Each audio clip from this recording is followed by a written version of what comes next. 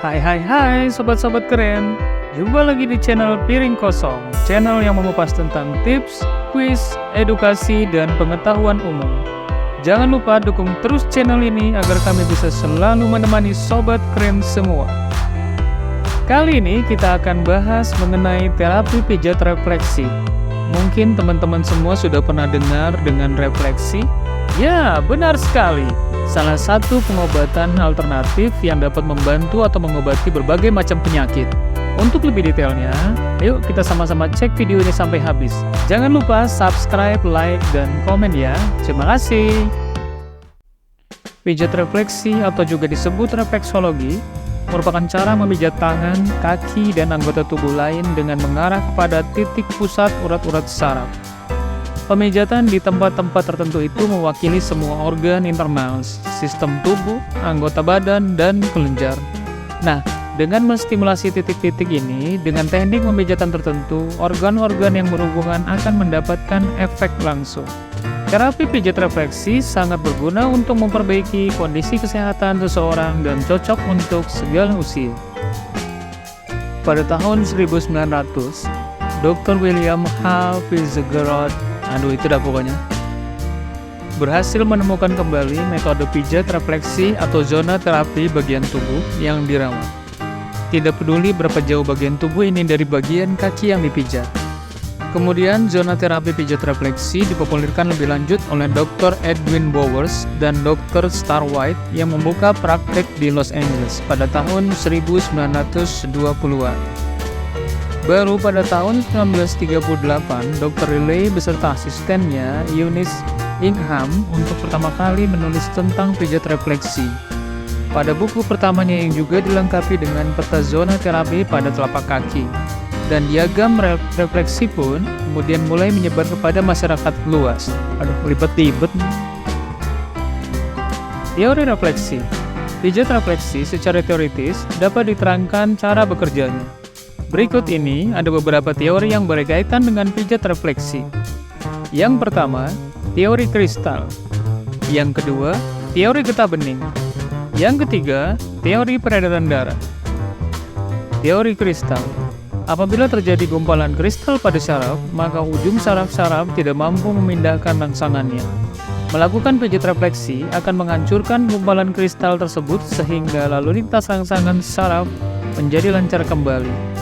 Teori ini sering juga disebut blokade syaraf, yaitu teori yang sering dikemukakan untuk menerangkan bagaimana pijat refleksi bekerja. Teori ini menganggap bahwa antara penyakit dan daerah refleks ada hubungannya. Pijat pada daerah refleksi dianggap akan mengalirkan rangsangan ke pusat saraf di otak dan mengakibatkan daya penyembuhan. Tubuh bangkit kembali. Teori getah bening. Susunan getah bening terdiri dari pembuluh getah bening dan kelenjar getah bening yang menyaring zat-zat beracun atau zat-zat yang dapat membahayakan tubuh. Para ahli menganggap pijatan pada daerah yang tepat akan meningkatkan fungsi kerja pembuluh-pembuluh tersebut sehingga dapat memperbaiki keseimbangan kimiawi dalam tubuh secara tepat. Teori peredaran darah. Kehidupan tubuh tergantung pada sistem peredaran darah. Karena darah mempunyai tugas mengangkut kebutuhan setiap organ seperti gizi, oksigen, hormon, dan lain-lain. Di samping itu juga sebagai pengangkut zat buangan. Jika terjadi hambatan pada sistem pengangkut ini, maka dapat diatasi dengan pijat refleksi. Berikut ini teknik pijat refleksi untuk pemula. Ada banyak cara untuk memijat sebenarnya. Bisa dengan menekan keras, sedang, dan ringan. Bahkan bisa menggunakan tangan atau dengan bantuan alat seperti benda tumpul. Benda tumpul?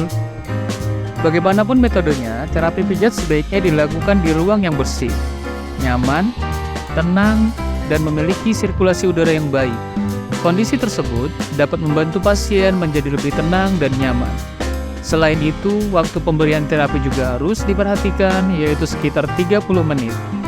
Dengan frekuensi 3-6 hari sekali untuk mencegah penyakit, dan 2-3 hari sekali untuk mengatasi gangguan penyakit. Ketika melakukan pijat refleksi, kondisi bagian akan dipijat juga tidak dalam keadaan terluka.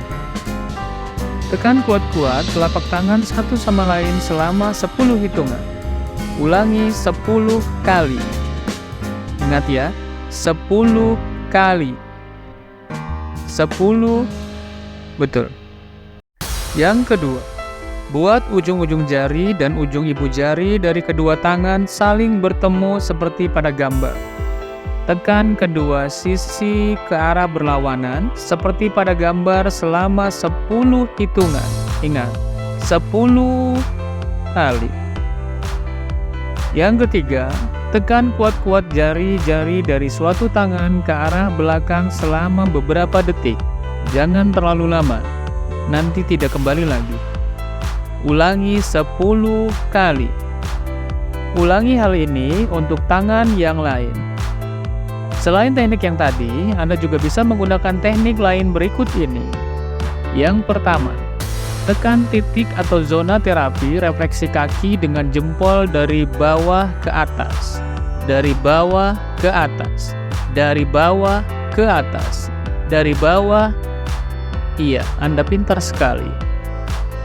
Yang kedua, tekan titik atau zona terapi refleksi kaki dengan ujung kepalan tangan. Ulangi berkali-kali. Selanjutnya, pada titik refleksi jari kaki bagian dalam, pemijatan bisa dilakukan dengan menggunakan ibu jari dan telunjuk. Ingat, ibu jari dan telunjuk. Jangan jari kelingking, karena nggak kuat. Pada titik refleksi jari kaki bagian luar, pemijatan bisa dilakukan dengan menggunakan ibu jari dan telunjuk. Pada titik refleksi, ujung jari kaki pemijatan bisa dilakukan dengan menggunakan ibu jari dan telunjuk. Ingat, selalu gunakan ibu jari dan telunjuk. Yang keenam, tekan titik atau zona terapi refleksi kaki dengan bawah kepalan tangan lalu diputar. Untuk titik-titik refleksi, baik di tangan ataupun di kaki, sobat-sobat keren bisa melihat video lain di channel ini. Jangan lupa subscribe, like, dan komen agar kami bisa terus memberikan video-video yang bermanfaat bagi kita semua.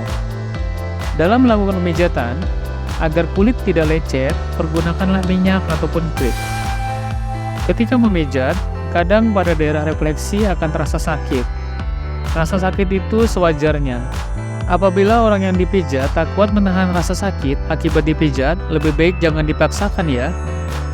Setiap titik refleksi hanya dipijat 5-9 menit dalam sekali pengobatan.